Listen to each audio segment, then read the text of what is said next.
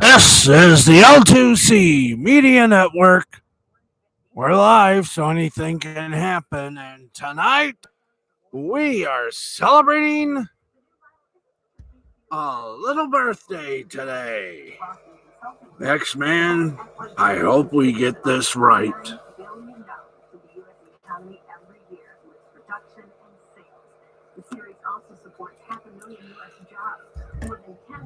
Happy birthday to you. Happy birthday to you. Oh, happy birthday, Alex Sims.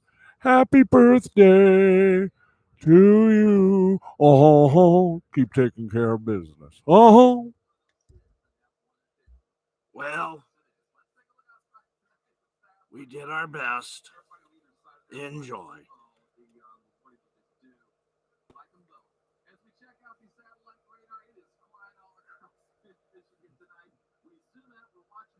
Keep doing what you're doing. Okay, now let's fade to black. And live, this is the L2C Sports Final on YouTube and the L2C Media Network. And here's our host with the day in sports. And boy, wasn't a bad day. Here's Steve. Hello, good evening. And I wish we had 2, maybe 3 cameras on this show. Hey, how you doing? Hey, how you doing? Nice to see you. Hey, what's up? Hey, camera person, get that down there. Okay. Okay, you want to get me up a little bit? Yes, I am. Oh, welcome one and all to the Corsican Ball. That's right. This is the L2C Sports Final on YouTube. And it ain't sponsored by Diet Pepsi, but I'll tell you one thing. If you ever want to give up soda, get a soda with a very, very tight lid. You give up on this, you're halfway home. All right. Hey, Obaday. Got a lot for you tonight. Let's get to it. Let's get with it. I moved the microphone thusly. And yes, we do have a fan here. Believe it or not, it is 62 degrees here in Jackson, Michigan. But I'll tell you this right now. It looks like it's going to be a heat wave coming back. And I just wonder how that dust storm is. I've never been involved in a dust storm, but hey, everything for a first time. The only thing I'm sad about is there is no minor league baseball this year. Except for those 40 teams that are going to find out there's going to be no minor league, period. Wow. Man, you thought you had a problem. Wow, 42 cities about to be de-minor leagued. Anyway, we're ready to rock and roll, and yes, indeed, it is Alex Sims' birthday. Alex Sims is sports anchor reporter for WLNS TV6 in Lansing and Jackson, Michigan. That's right. Good people they are over there, Channel 6. So happy birthday, Alex. Believe it or not, she's 21. Indeed, 21. Okay. Anyway, happy birthday, Alex. Hope you enjoyed that little bit of a tribute. But right now, folks, speaking of tribute, let's give Miss Sims a nice little, where is it? Ah, there it is. Anyway, time for a little kazoo music. We couldn't do the Fox theme because, you know, that thing with the big ears going, ha, ha, would get on us. Anyway, we instead will give her a birthday celebration with nothing but sports. Why? Well, that's in her name. So, let's get to it. Let's get with it. Let's whip it. Whip it. can to make you, the home viewer, entertained or where's the thank you. Get the covering there. All right. Let's get you ready for another night of fright in the sports world as we continue to be amazed that we really do have a sports world. The WNBA finally makes it. Well, actually, not finally makes it. We cover the WNBA here on the L2CSF. And here we go. When Kelly Loeffler, a co-owner of the WNBA's Atlanta Dream, was tapped to replace Republican Johnny Isaacson in the U.S. Senate at the end of 2019, she said in her introductory press conference that she would defend the Second Amendment. The right of the people to keep and bear arms shall not be infringed. Amid all the other Republican talking points, as it turns out, there's an apparent limit to that defense. In an interview with the boys and girls over at Fox News on Thursday, Loeffler said Black Americans in Atlanta who are openly carrying guns while protesting the death of Rayshard Brooks at the hands of police were an example of mob rule. The mob she's referring to are armed protesters who have gathered around the place where the Wendy's that Brooks was killed outside of once stood before it got burned down to a crisp.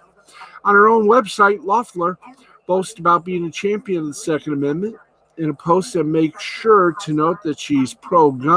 Her campaign boasts of her co-sponsoring 3 congressional bills that would make it easier for Americans to carry concealed handguns across state lines for self-defense, purchase noise suppressors, and avoid having their Second Amendment rights unfairly infringed by the federal government without due process. Now, outside of the timing of the statement, what makes Loeffler's comments particularly unfortunate is how they compare to what one of her team's players, Dream, is doing. Guard Renee Montgomery has opted to sit out of the 2020 WNBA season to instead focus on working for social justice reforms. Montgomery received the support of her coach, Nikki Collin, with her decision. And we say, go for it. Okay, so yeah, that was a story. Yeah, that was news. Yep, that was news, and probably last time we'll do anything like that. In NASCAR, they released the photo of the noose in Bubba Wallace's garage at Dega. I mean, my, Bully Bays.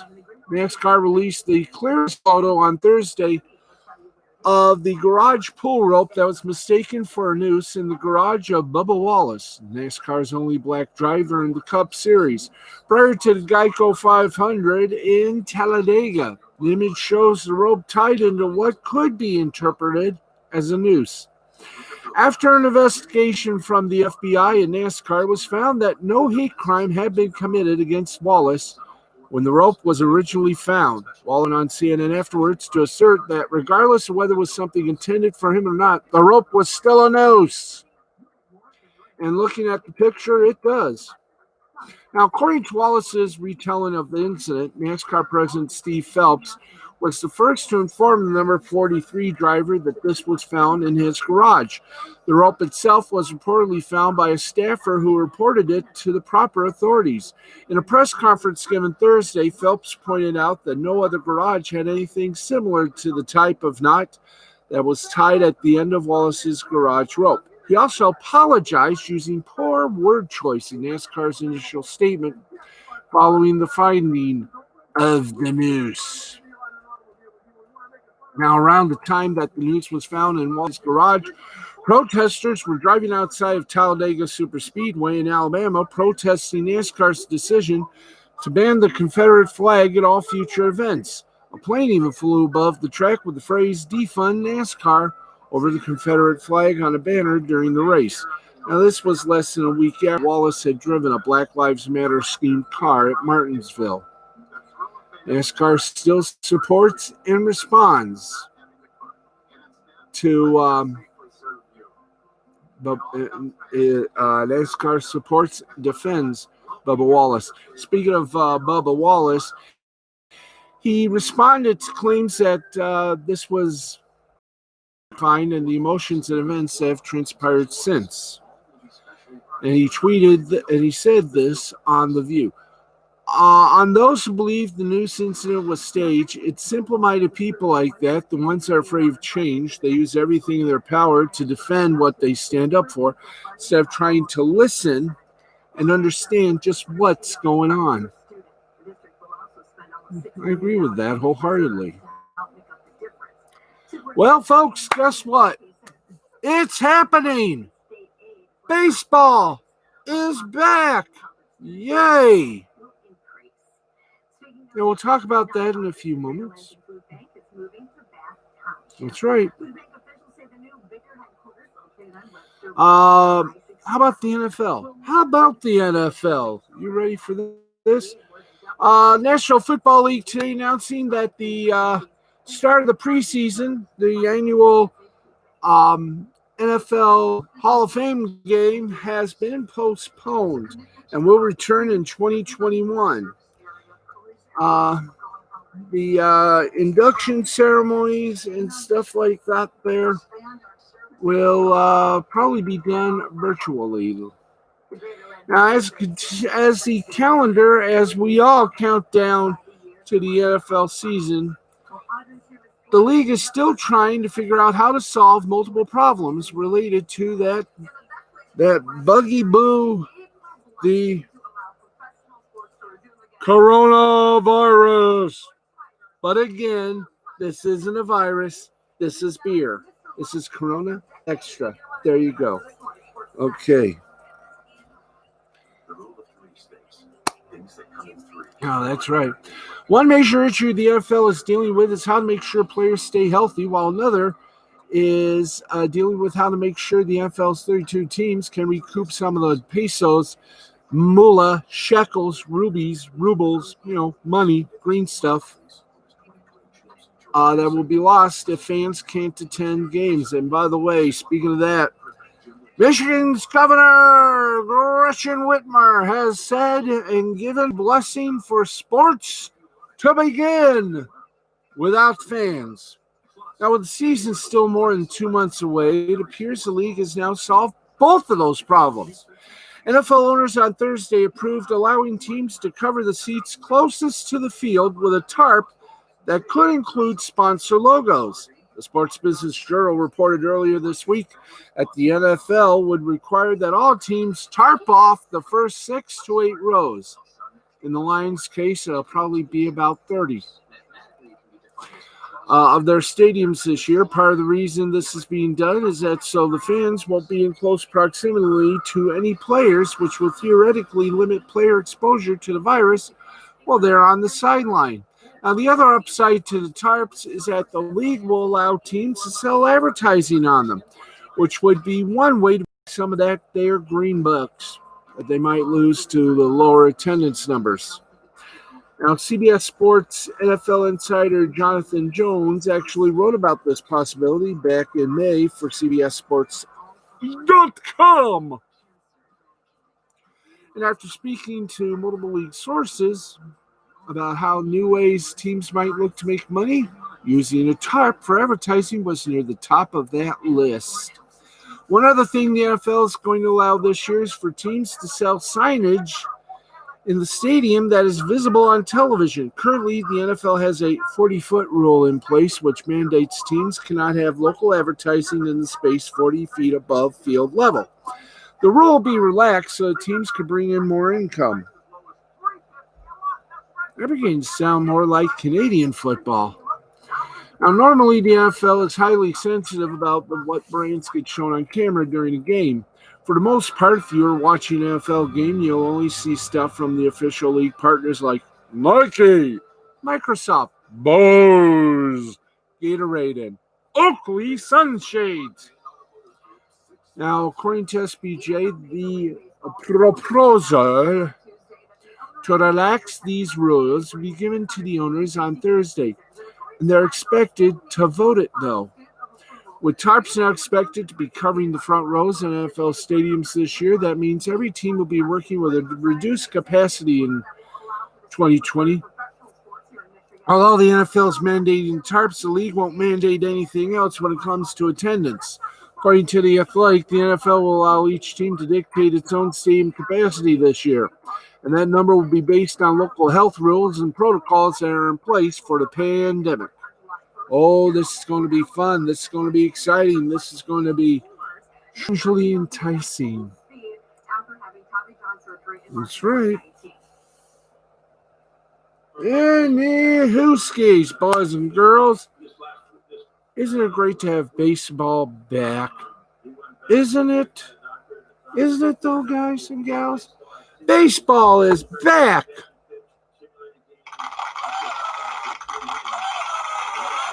Well, okay. And we should all be happy. Speaking of happy, the NBA is happy to be returning, we hope. And one of the things they've been worried about is in law enforcement. Well, one of the primary questions surrounding the NBA's plan to resume the season at Disney World in Orlando hasn't been who gets to ride the teacups or has to be punished by listening to It's a Small World After All 258 million times on a loop. No. The big question, one of the primary questions, has been the integrity of the bubble it plans to set up. How will players be protected from the virus? How will unauthorized personnel be kept out? And what about the chair? So on Thursday, a report from ESPN's Tim Bontemps, the NBA will use local, state, and federal law enforcement as added security at Disney. This is no Mickey Mouse operation. Okay, I apologize for that. Now, they will join typical venue and team security staff in Orlando, and there will not be law enforcement on the campus itself. Their role will include, but not be limited to, the following. Florida Highway Patrol officers will escort team buses to and from arenas. Orange and Osceola County sheriff's offices will have a presence at team hotels and arenas, and the Department of Homeland Security, in addition to Disney and the NBA itself, will monitor social media for threats. Somebody better tell Charles Barkley to keep quiet, then. Security will also be responsible for maintaining a closed perimeter around the campus. However, it is unclear whether those responsibilities will fall to team personnel or law enforcement. NBA players have actively taken part in protests against police brutality since the death of George Floyd at the hands of the Minneapolis police. NBA National Basketball Players Association Executive Director Michelle Roberts expressed concern over the idea of such extreme security measures in May. Are we going to arm guards around the hotel? Roberts asked ESPN's Ramona Shelburne in May. That sounds like incarceration to me. The NBA shared its security plan with players on Thursday, according to Bontemps. No players have yet commented publicly, and no reporting detailed concerns from players about the involvement of law enforcement concerning the social environment in the country right now, though some apprehension is a near certainty. Mm-hmm.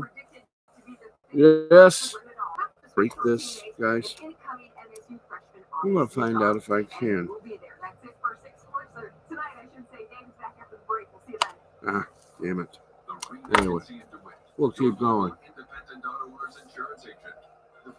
Why we keep going? Because we can. And it's Thursday. How is everything going at the Travelers Golf Championship? Well, I'm glad you asked, because I'm going to tell you how it's been going. And we got the wrong story up, boys.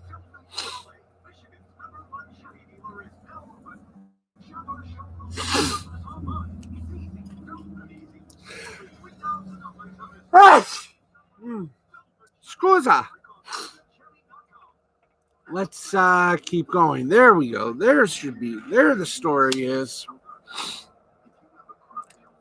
Anyway, let's read to you this story that makes sense and sensibilities. All right, after two tournaments in which players torched both Colonial Country Club and Harbor Town golf links, we got very much of the same Thursday in round one of the 2020 Travelers Championship, where everything happened under the umbrella. Yeah, because our logo is an umbrella. Mackenzie Hughes set the scoring pace with a 10 under 60, missed a putt for 59 on the last hole, but the scoring average dipped to about a 68.5, which means if you were 1 under, you were losing strokes on the field. The leaderboard, as has been the case in each of the first two events, is loaded. After round one, with the best player in the world, just 3 back of Hughes. Let's go to it. Mackenzie Hughes is minus 10. He birdied 3 of his last 4 holes to get to that number, 10 under overall.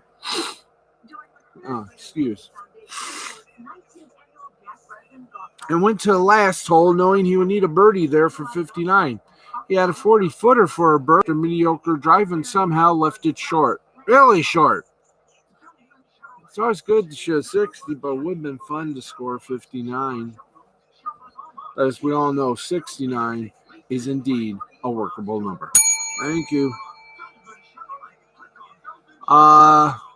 In tie with second, Rory McIlroy, Xander Schauffele, and Victor Hovland, minus 7. McIlroy stole the show early on in the tournament. He hit the absolute Hades out of the ball and made almost nothing on these games. McIlroy was about field average with his putter and still sits in second going into tomorrow. He had 13 birdie or eagle putts inside of 20 feet. Wow. Now, tied at fifth, it's Phil Mickelson, Michael Thompson, Sergio Garcia, Tyler Duncan, Sun Yul No, and Louis Oosthuizen are all at minus 6. Oh, all right, now, not only did Mickelson, making his first start after his 50th birthday, Mazel Tov, keep up with McIlroy and Bryson DeChambeau, his playing partners, he beat DeChambeau and hit the ball beautifully. It wasn't bad. Tied for 11th, Russell Henley, Tyler McCumber, Bryson DeChambeau, Brian Stuard, and Rafa Cabrera Bello at minus 5. And what can we say? It was exciting. It was something to sing home. How about the others? Jordan Spieth was tied at 31, tied for 31st at 3 under, and Dustin Johnson is at 1 under, tied in 79th.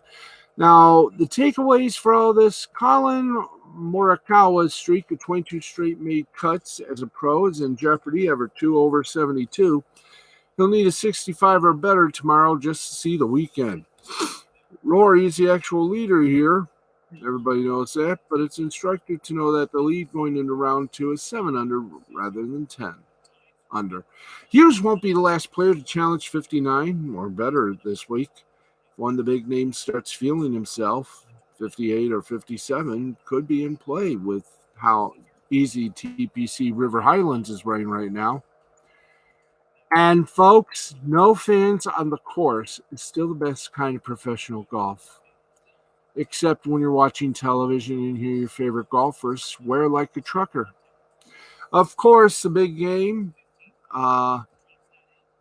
second round coverage on Golf Channel. And you, of course, got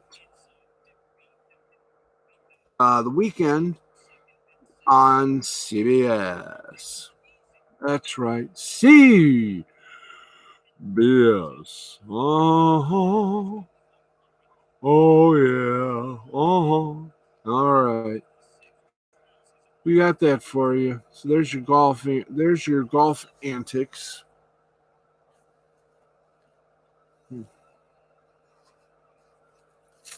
Anyway, we continue on our merry low chasing Sanborn way with more sports for you. What can we do? What can we do? What can you do? Well, I'll tell you what we can do. Going into baseball, the teams with the best chance for a Cinderella run, now that baseball is going to be playing in a 60-game schedule, and everything is going to be a little on the table. Which teams have a best chance to make a Cinderella run in 2020? Some say the White Sox. Some say the Rangers. Some say the Blue Jays. They're in a tough division, but you never know. Meanwhile, the Angels, Mike Trout with Anthony Rendon and Shohei Ohtani.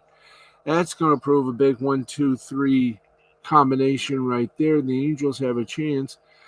I'm going to stick my neck out and say one of those that could also have a chance at a playoff run. The Tigers. They have impressed me with some of their moves. We'll find out. Spring summer training begins in just a couple of weeks, I do believe. Wow. We will cover the event, and well, since both the players and the owners have had this little pee-peeing match or pissing match, well, we're going to give you the scores with our little sound effects machine. That's right, we're going sound effects here. So if you will, please tune in, turn on, and turn over, please. You're taking all of the blankets. And trust me, got a lot of blankies. Okay, we got more sports coming up, but let's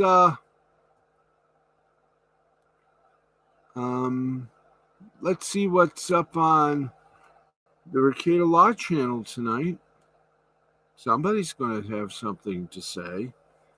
And yes, that is going to be Nick Ricada.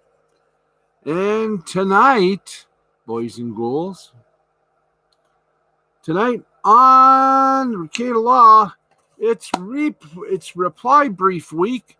And tonight, he takes a look at the reply by Monica Riel and Mr. Ron Toye, who we don't know what he does except bully people and bug them to death. That's right, we'll find out just how their reply brief went. Nick Ricada on Lost Blaming the Interwebs, the one, the only show that will bring you entertainment with a capital Oi. So if you will, please watch Nick Ricada and his guest with Lost Blaming the Interwebs coming up at midnight Eastern. Only here, not here on our channel, but on the Ricada Law channel, only on YouTube.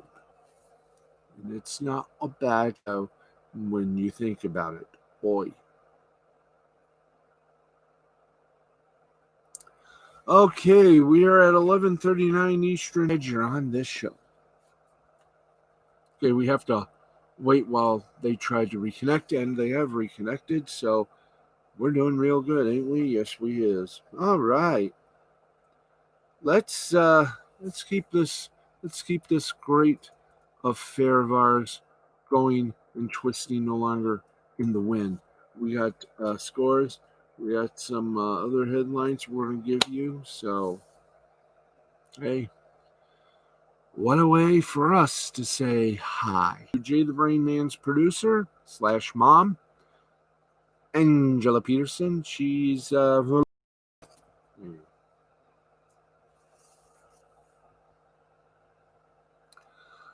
right. We have some boxing scores or some boxing for you folks. give you the results of everything that has happened tonight on another Top Rank ESPN special event. That's right. Do we perchance have... Now, we can't air any of the live coverage. We're not allowed to. But we do have, I do believe, some boxing material. Do we not? Well, tell us something about it, Fred. Well, yes. Anyway, we're getting things situated. We'll get you some boxing updates as well. Top Rank and ESPN together again, like Donnie and Marie.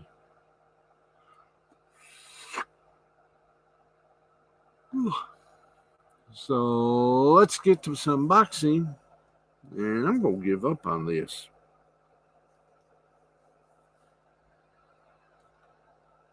Anywho, let's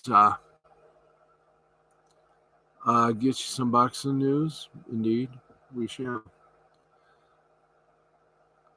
Oscar De La Hoya is considering a comeback. Mike Tyson again shows the power and speed in training for his return. Or is that Tyson Fury? I think it is Tyson Fury. I thought it was Mike Tyson. Maybe it was. Yeah, that was Mike Tyson. Wow. He's 54 years old, and he has discussed return to boxing for charity fights. That is not bad. And he still does the show from Cartoon Network. Okay, let's... Thank you. Let's check in with... I know what you're asking. Hey, let's give a little love to the good sport of wrestling. And it has been really over and in and through the woods. Why? Because of a big scandal that has occurred. The sexual assault scandal. So, we had some bigger news here too, folks. Well, as you know, let's first give you the news. As you know, last night on AEW Dynamite, it was known that Jon Moxley was out. He was, he tested positive for COVID-19, took some little precautionals.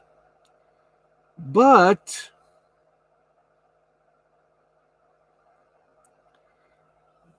AEW also ended up canceling FTR versus the Natural Nightmares, QT Marshall and Dustin Rhodes on last night's episode after QT came in contact with a non-wrestling acquaintance who had tested positive for COVID-19.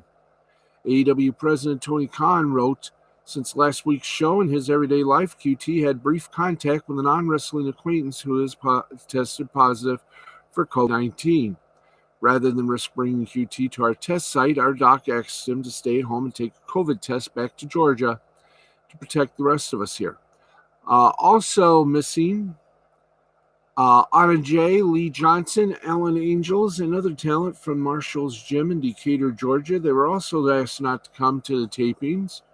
According to Dave Meltzer of Wrestling Observer Radio, many of Marshall's students are used in the crowd at the shows, while Jay and Angels have worked matches on AEW television. Marshall has not yet posted or tested positive for COVID. As noted, there are now multiple states that require anyone entering that has traveled through Florida to do a mandatory quarantine for 2 weeks before exposing themselves to the public. This could cause numerous issues for AEW stars regarding future travel and their personal lives. In fact, kind of ironic that, not only did Jon Moxley get COVID, So did his wife, Renee Young. WWE, well, we can't use that anymore because she's no longer involved in Backstage on Fox Sports 1. So we'll just say Renee Young. Once again, it was WWE NXT that beat AEW Dynamite in viewership, but Dynamite won in the ratings for the key demographic. NXT drew 786,000 viewers on the USA Network, topping the 633,000 viewers garnered by Dynamite on TNT. AEW, however, ranked 17th, while NXT ranked 26th in the cable top 150.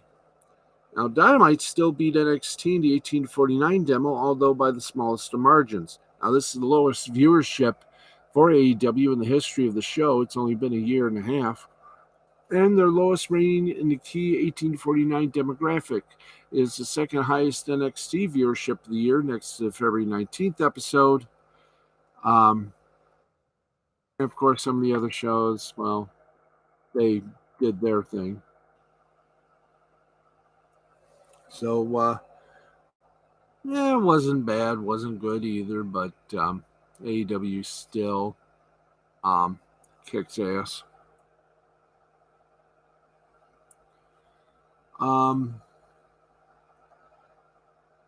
Let's see what else is going on here too. A weirdly interesting news day if you're a wrestler or a wrestling fan. There's no word on yet what the extra line refers to. Here is the current card. Only 2 matches have been signed. Dolph Ziggler taking on champion Drew McIntyre for the WWE title match. And the women's tag team champions women's title match. You got Sasha Banks, women's tag team champion, versus the women's title holder, Asuka. Very interesting indeed, is it not, or is it not? And, of the Impact World Championship, according to PW Insider. Now, Tessa was originally going to defend the Impact World title at Slammiversary on July 18th against Eddie Edwards, Ace Austin, and Trey. The match was going to be her first match since COVID-19. She's been stuck in Mexico due to the pandemic and missed several empty arena TV tapings. PW Insider also reports that Tessa was supposed to send promos from Mexico for a June episode of Impact, but she never sent them. There were even attempts made to get her to return and drop the Impact World Championship, but neither side would come to terms. Tessa Blanchard won the Impact World Championship earlier in January at the Hard to Kill pay-per-view after defeating then-champion Sami Callihan. She became the first woman to win the title. So, there you go. Tessa's contract was set to expire before Slammiversary anyway. Once again, news and everything else from WrestlingInc.com, of course. And for right now, nothing to report, and we'll just give it to you. Armando Alejandro Montalvo was arrested outside of the WWE Performance Center on Monday night. Why? Booked on one misdemeanor charge of trespassing on property after a warning. He was arrested by an Orange County Sheriff's Department deputy. Montalvo has been on WWE's radar since being shot by a deputy outside the WWE Performance Center back in 2015 following an incident at the facility. He was involved in another incident last week that saw Lacey Evans and Dana Brooke interact with him. Montalvo was due back in court soon to continue a civil case with WWE's lawyers as they try to keep him from harassing their talent and keep him from stepping foot on their property. As he has in the past, Montalvo was live streaming on Facebook when he was arrested on Monday night, and the video was shown on Facebook Live. Personally, I think this has got to be a work. But, well, for Montalvo, we give him this.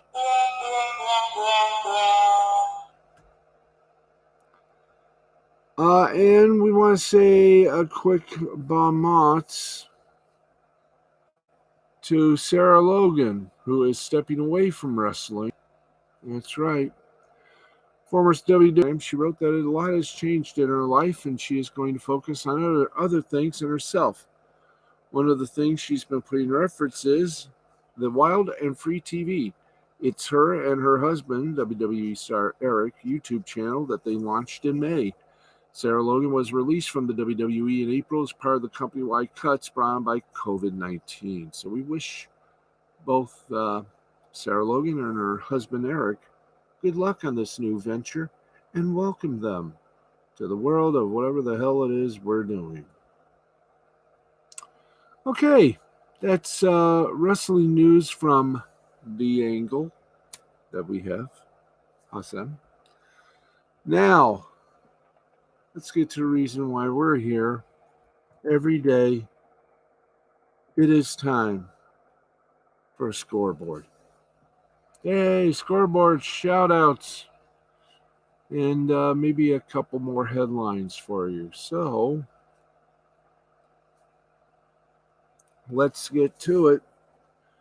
We showcase the scoreboard, give you all, and somehow we deal with class, dignity, and a whole heck of a lot of respect. So here we go, folks. We got soccer scores. We got baseball, basketball, you name it, we got it right here on the L2C Sports Final. It's scoreboard time. Oh, Mr. People.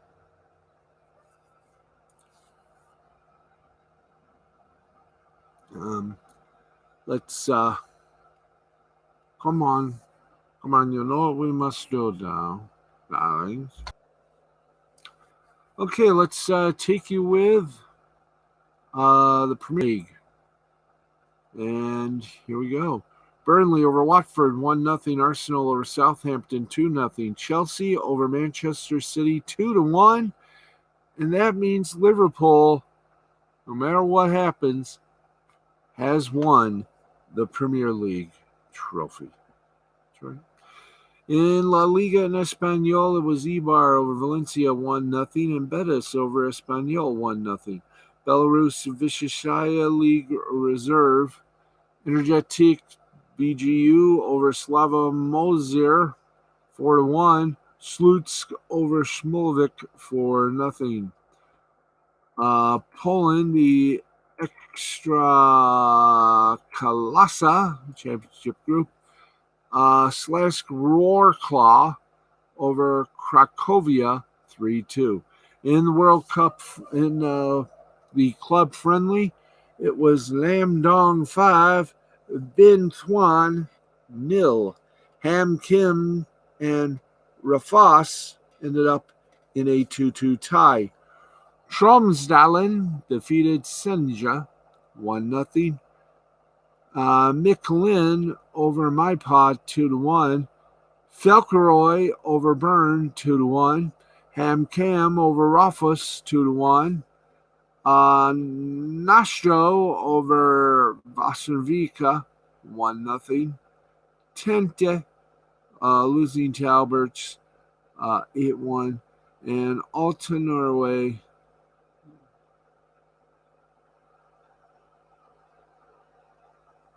all right. Let's keep going here. Fleckeroy over Bern 2-1. Ham Cam over Rafals 2-1. Nastro over Vastrovik 1-0. Alberts over Tente 8-1. And Alta over Floya 5-0. In basketball, in Spain, the ACB, Joventut Badalona over Basconia 76-74. Unicaja over Bilbao 78-65. Barcelona over Tenerife. Tenerife over Barcelona 87-86. In Japanese baseball, it's been very, very good to all of us. The Chibalot Marins over the Oryx Buffaloes 5-0, 5-6-0 for the Marians, and 0-8-0 for the Buffaloes. The Ponham Fighters over the Rakuten Golden Eagles 8-5, 8-14. Oh, by the way, the winner of the Marins Buffaloes, Iwashida for the Chibalot Marines. Got the win. He's 1-0. Murhashi got the loss as well, 1 point each. All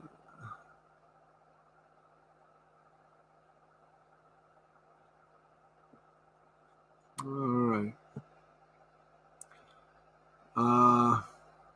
Meanwhile, the Ponham Fighters win over the Rakuten Golden Eagles. Shiomi got the loss, and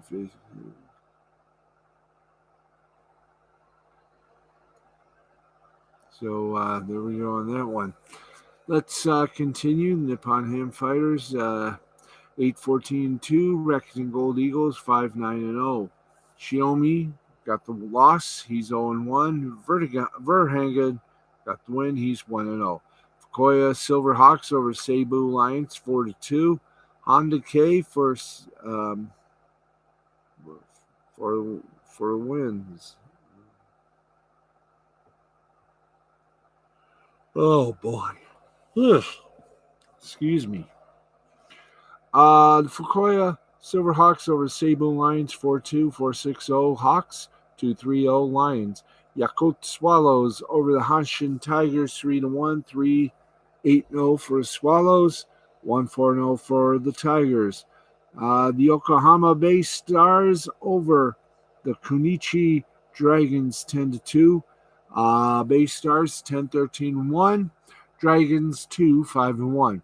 And the Omuri Giants took care of the Hiroshima Carp, so much so they ended up in a tie. It would be man, a little wild here. 5-5 was the final score. The Yokohama Bay Stars defeated the Chunichi Dragons 10-2. We have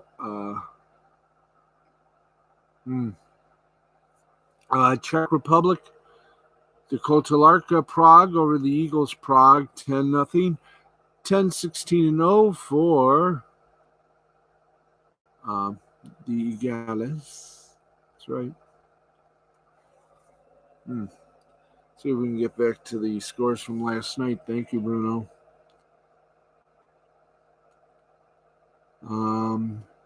There we go, I think. Yeah. Oh no, I lost it. Anyway. The Czech Republic Extraliga, the Kotarka Prague defeated the Eagles Prague 10-0. 10 first. 10. Oh man. Eyeballs are drifting. So let's just go Czech Republic. Oh, I've already done the Czech Republic. South Korea, Dinos over the Swan 3-1, 3-6-0 Dinos, 1-6-0 KT Wiz Swan. Kaiwum Heroes taking on Twig. And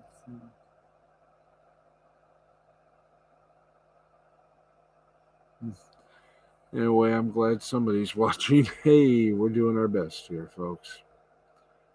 Got a lot on our minds here, and we're glad to be here. Okay, let's keep going. Kaiwun Heroes over the LG Twins 5-2, 5-9-0 for Heroes, 2-9-0 for Twins. Doosan Bears beat the SK Wyverns 14-6, 14-18-0 for the Bears, 6-4-1 for the Wyverns. TT Wiz Swan whipped the Dinos 19-6, 19-17-2 for the Swan, 6-10-3 for the Dinos. Kiwoom Heroes had a lot about it. 8-5. Screws. SK Wyverns defeated the Doosan Bears 7-0, 7-10-0 for the Wyverns, 0-4-2 for the Bears. Hanwha Eagles over Samsung Lions 9-2, 9-13-0, and 2-7-1 for the Lions. In CPBL, Taiwan, the China Trust Brothers beat the Uni Lions 13-6. And in minor league action of the same name, the Rakuten Monkeys defeated the Weishuan Dragons 7-5. That is very, very, very, very reasonable. And man, we're going overtime. Yay. More buck buck. Okay, because we are over our allotted time, we're just going to say hi to my friends on Facebook, Twitter, and Instagram. Glad you're loving the show. Special hello to Alex Sims. This was her birthday celebration, as it was Angela Peterson's birthday celebration. And we want to wish both ladies a beautiful birthday month as we near the conclusion of it. Thank God for a small miracle. Okay, that's going to wrap things up for us. Want to thank you all for watching, tuning in. Hope everything goes normal. Define normal as usual. That is going to do it for us here in the L2C Sports Final. From everyone here at L2C Sports and Mr. Fine Creativity Productions and the L2C Media Network, I'm Steve the Baxman Baxley saying, those of you who love sports, may your favorite team always come out on top and win. And for those that love a mystery, you got a lot of books to read, and some of them are not safe for work reading. Anyway, that's going to wrap it up for us. Steve the Baxman Baxley, thanking you for watching this presentation of the L2C Media Network and L2C Sports, along with Mr. Fine Creativity Productions. Good night, America, wherever and whomever you may be. See you all tomorrow night. Good night, everybody. Now, let's party. Good night.